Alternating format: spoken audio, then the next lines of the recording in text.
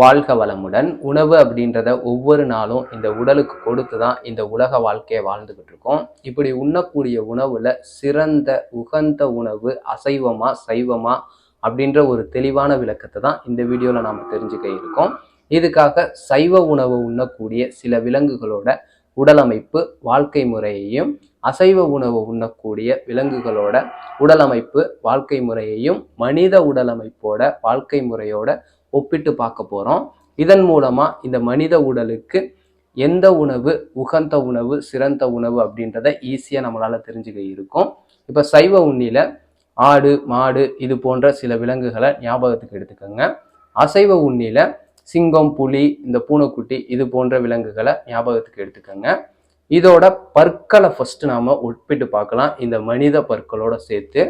இப்ப சைவ உண்ணியோட பற்கள் தட்டையா எந்த ஒரு உணவையும் அதிக நேரம் நல்லா மென்னு திங்கிற அளவுல வடிவமைக்கப்பட்டிருக்கு. ஆடு மாடு இதெல்லாம் பார்த்தீங்கன்னா ஒரு உணவை எடுத்துக்கிச்சுன்னா ரொம்ப நேரம் அசை போட்டு அதுக்கப்புறம் தான் உடலுக்குள்ள தள்ளும். அதுவே அசைவ உணவு உண்ணக்கூடிய விலங்குகளோட பற்களை எடுத்துக்கிட்டிங்கன்னா கூர்மையா எந்த ஒரு உணவையும் குத்தி கிழிச்சு வேட்டையாடக்கூடிய தன்மையில வடிவமைக்கப்பட்டிருக்கு.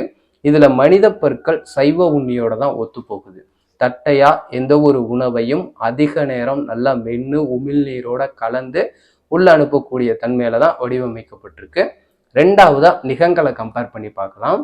சைவ உண்ணியோட நெகங்களை எடுத்துக்கிட்டிங்கன்னா நம்ம நெகங்களுக்கு ஒத்து போகும். தட்டையாவே தான் இருக்கும். கோவப்பட்டாலோ இல்ல சாந்தமா இருந்தாலோ வேறுபாடுகள் அதுல இருக்காது. எப்பவும் போல ஒரே மாதிரி தான் இருக்கும். யானைக்கு ஆட்டுக்கு மாட்டுக்கு எல்லாத்துக்கும் பார்த்தீங்கன்னா இதே போல காட்சி அளிக்கும். அதுவே அசைவ உண்ணிக்கு வேட்டையாடும் போதோ இல்ல பயப்படும் போதோ பதட்டப்படும் போதோ இந்த நெகங்கள் சாதாரண நிலையிலிருந்து அப்படியே விரிவடையும். வெளியில வேட்டையாடுறதுக்கு தகுந்தாற் போல ரொம்ப கூர்மையா காட்சியளிக்கும். நாய் பூனையெல்லாம் வளர்த்துருந்தீங்கன்னா அது விளையாடும் போதே எதிர்பாராம அந்த நெகங்கள் விரிஞ்சு கீறி ரத்தம் வர அளவுக்கு இருக்கும். இதுலயும் மனிதனோட நெகங்கள் அப்படின்றது சைவ உண்ணியோட தான் ஒத்து போகுது. அடுத்ததா தண்ணி குடிக்கக்கூடிய விதத்தை கம்பேர் பண்ணி பார்க்கலாம். சைவ உண்ணிகள் எப்பவுமே தண்ணியை உறிஞ்சி தான் குடிக்கும். நீங்க டிவியில டிஸ்கவரி சேனல்லாம் பார்த்தீங்கன்னா தண்ணியை வாய் வச்சு உறிஞ்சி தான் குடிக்கும். அதுவே அசைவ உண்ணிகளை பார்த்து எடுத்துக்கிட்டீங்கன்னா நக்கி தான் குடிக்கும். நாக்க வெளியில நீட்டி அந்த தண்ணியை தொட்டு உள்ள தள்ளிக்கிற மாட்டோம். அந்த ஒரு சூழல்ல தான் இருக்கும். இதுலயும் மனிதன் சைவ உண்ணியோட தான் ஒத்து போறான். தண்ணியை எச்சி வச்சு நல்லா உறிஞ்சி தான் குடிப்பான். அடுத்ததா உடல் சூட தணிக்கக்கூடிய தன்மை அப்படின்றது சைவ உண்ணிக்கிட்ட உடல்ல வேர்வை சுரப்பிகளை சுரக்க வச்சு தன்னுடைய சூட்டை தணிச்சுக்கும். இல்லாட்டினா தண்ணியை நல்லா நிறைய குடிக்கும். குளம் கொட்டையில போயிட்டு நல்லா குளிக்க ஆரம்பிச்சிடும். அதுவே அசைவ உண்ணியை எடுத்துக்கிட்டிங்கன்னா நாக்கை வெளியில தொங்க போட்டு மூச்சு காத்தை வேகமா உள்வாங்கிக்கும். உடல் சூடு அதிகமாயிடுச்சுன்னா இது போலதான் அசைவ உண்ணி உடல் சூட்டை தணிச்சுக்கும். இதுலயும் மனிதன் சைவ உண்ணியோட தான் ஒத்து போறான். நமக்கும் உடல் சூடு அதிகமாயிடுச்சுன்னா தண்ணி நிறைய குடிப்போம், இல்லாட்டினா குளிப்போம். உடல்ல இருந்து வேர்வைகள் இந்த உடல் சூட்டை தணிச்சுக்கும். அடுத்ததா வாழக்கூடிய வாழ்க்கை முறையை எடுத்துக்கலாம். இப்ப சைவ உண்ணிகள்லாம் பாத்தீங்கன்னா எப்பவுமே கூட்டமா தான் இருக்கும். யானையை எடுத்துக்கோங்க, குதிரையை எடுத்துக்கோங்க, ஆடுகளை எடுத்துக்கோங்க, மாடுகளை எடுத்துக்கோங்க, கூட்டம் கூட்டமா தான் காட்சி அளிக்கும். அதுவே அசைவ உண்ணியை எடுத்துக்கிட்டீங்கன்னா தனிச்சு ஒன்று ரெண்டா தான் தெரியும். இதுலயும் மனிதன் அப்படின்றவன் சைவ உண்ணியோட தான் ஒத்து போறான். எப்பவுமே கூட்டமா சமுதாயத்துல தான் வாழ்ந்துகிட்டு இருப்பான். தனியா காட்டுக்குள்ள காட்டுவாசி மட்டும் இருக்க மாட்டான். அந்த ஆதி காலத்துல காட்டுக்குள்ள வாழும்போது கூட குழுவா கூட்டு குடும்பமா தான் நம்ம வாழ்ந்துகிட்டு இருந்தோம். ஸோ இதுலையும் நம்ம சைவ உண்ணியோட தான் ஒத்து போறோம். இதுல இன்னொன்று அந்த விலங்குகளோட ஆக்டிவிட்டிஸ் எடுத்துக்கலாம்.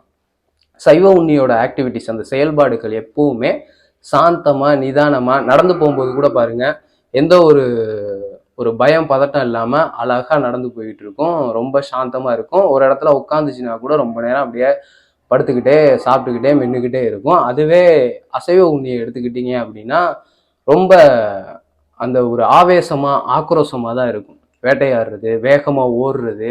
இப்ப நாயெல்லாம் எடுத்துக்கிட்டீங்கன்னா திடீர்னு குடுக்குன்னு ஓடும், குடுக்குன்னு ஓடியாரும். எதுக்கு ஓடுதுன்னு தெரியாது, எதுக்கு திரும்ப ஓடியாருதுன்னு தெரியாது, மூச்சு வாங்கிக்கிட்டே தெரியும். அது எப்பவுமே அதோட ஆக்டிவிட்டி செயல்பாடுகள் ஆக்ரோஷமாவே தான் இருக்கும்.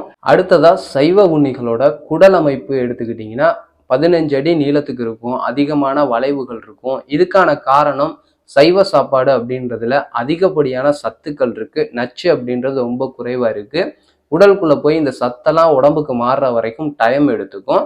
அதுவே அசைவ உணவு அப்படின்றதுல நச்சு பொருட்கள் அதிகமா இருக்கும், சத்துக்கள் அப்படின்றது ரொம்ப குறைவா இருக்கும். அந்த அசைவ உணவை உண்ணக்கூடிய விலங்குகளோட குடல் அப்படின்றது ரொம்ப கம்மியான நீளத்துல தான் இருக்கும், 5 அடி அளவு தான் இருக்கும். இதுலயும் மனிதனுடைய குடல் அமைப்பு அப்படின்றது சைவத்தோட தான் ஒத்து போகுது.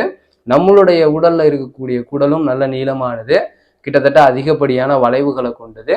உண்ணக்கூடிய உணவு அப்படின்றது அதிக நேரம் இருந்து உடல்ல செரிமானத்துக்கான வேலைகள் செய்யக்கூடிய தன்மையில தான் இருக்கு. இதுல முன்னமே சொன்னது போல இந்த அசைவத்தை உண்ணக்கூடிய விலங்குகள் எல்லாமே ஆவேசமா ஆக்ரோஷமா இருக்குன்றத பார்த்தோம். இப்படி இருக்கிறதுனால உடல்ல அட்ரீனல் சுரபி அப்படின்றது ஒரு ஹார்மோன்ஸ் சுரக்கும். இந்த ஹார்மோன் சுரக்கிறதுனால என்ன நடக்கும்னு பார்த்தீங்கன்னா, இப்போ மனிதனை எடுத்துக்கோங்க, பயப்படுறான், பதட்டப்படுறான், அதனால ஏதாவது ஒரு ஆவேசமா கோவப்படுறான்னு வச்சுக்கோங்க, கத்துறான்னு வச்சுக்கோங்க, இல்லாட்டா வேகமா ஒரு வேலையை செய்யறான்னு வச்சுக்கோங்க, இல்லை வேகமா ஓடுறான்னு வச்சுக்கோங்க. இப்படி ஆக்ரோஷமா ஆவேசமா ஒரு சில நேரங்கள் நாம செயல்படும் போது திரும்ப அந்த நிலையில இருந்து நார்மலா சாந்தமான இயல்பான நிலைக்கு வர்றதுக்கு ஒரு குறிப்பிட்ட நேரம் எடுத்துக்கும். அதுக்குள்ள நமக்கு மயக்கம் வரலாம், இல்லாட்டினா ஒரு மாட்டம் தலை சுத்தல் வரலாம், கண்ணு கிறுகிறுத்து போகலாம், காது கேட்கறதுல சில பிரச்சனைகள் வரலாம். இது போன்ற பிரச்சனைகளுக்கெல்லாம் மூல காரணம் என்னன்னா, இந்த அட்ரீனல் சுரபியிலிருந்து வரக்கூடிய அந்த ஹார்மோன்ஸ் தான். நாம பயப்படும் போது, பதட்டப்படும் போது, ஆவேசமா செயல்படும் போது இது ஒரு விதமான ஹார்மோன்ஸை உருவாக்கி இந்த உடலை ஒரு விதமான சூழலுக்கு கொண்டு போயிருது. அதனாலதான் நமக்கு அந்த மயக்கங்கள், கிறுகிறுப்பு, ஒரு மாட்டம் கோவப்படும் போது ஏற்படக்கூடிய நடுக்கங்கள், இது மூலமா நிறைய உறுப்புகளும் பாதிக்கப்படுது. இந்த பிரச்சனை இந்த ஆவேசமா செயல்படக்கூடிய அசைவ உண்ணிகள் கிட்ட எப்பவுமே இருக்குமாமா. இப்ப உதாரணத்துக்கு உணவுக்காக நீங்க ஏதோ ஒரு உயிரினத்தை அறுக்கிறதுக்காக பிடிச்சி கட்டி இழுத்துட்டு போறீங்கன்னு வச்சுக்கோங்க. அருவாளத்தை தூக்கி வெட்ட போகும்போது அது பார்க்குது, பயப்படுது, பதட்டப்படுது.